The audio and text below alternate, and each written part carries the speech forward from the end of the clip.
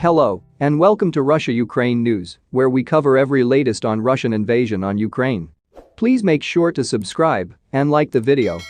Vladimir Putin is facing internal unrest after a military enlistment office in Russia was attacked by arsonists thought to be linked to anti-war protests.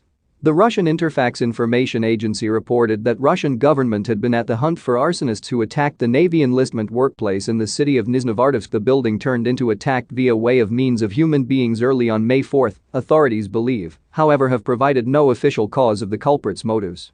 The alarm turned into raised simply after 3 a.m. local time. A supply instructed Interfax the perpetrators had tried to set the administrative constructing alight. The enterprise introduced that social media channels claimed Molotov cocktails have been tossed into the constructing. A Molotov cocktail is an improvised explosive tool wherein a flammable object is typically placed interior a gas field which smashes whilst launched. Interfax reported that one of the devices didn't catch light whilst tossed into the building, however the 2D made touch with wood paneling. The fire turned into rapidly placed out, the agency introduced, as the Kremlin tried to quash domestic competition to the invasion of Ukraine, which Moscow known as a unique Navy operation. The attack at the enlistment building has now no longer been formally related to anti-battle sentiment in Russia, however the Kremlin has cracked down on all sorts of perceived protest in opposition to the continued conflict. Within weeks of the February 24 invasion, the Russian parliament surpassed a regulation banning the spreading of fake news about the Russian Navy. Those observed responsible of breaking this regulation ought to face a 15-year jail term. The chairman of Russia's Decrease Parliamentary House, Vyacheslav Volodin, said, "This regulation will pressure punishment, and really difficult punishment, on people who lied and made statements which discredited our armed forces."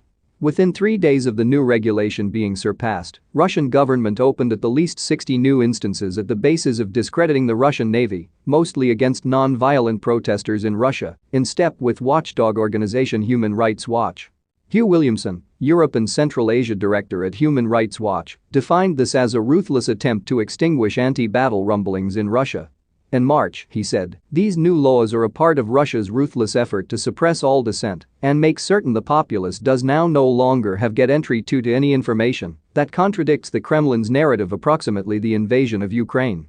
Despite the threats of hefty prison time, protests have still been held throughout Russia, including through the diffused gesture of sporting a green ribbon in public.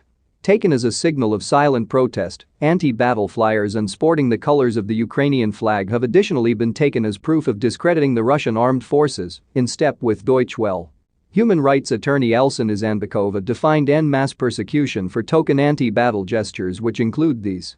She said, "People who criticize the Navy deployment extra frequently and extra loudly than others are implicated in different methods in ongoing proceedings. All of that, of course, is virtually supposed to intimidate. The authorities believe they are able to silence people with raids and criminal prosecution." So guys, with that we have come to an end of this edition of the news.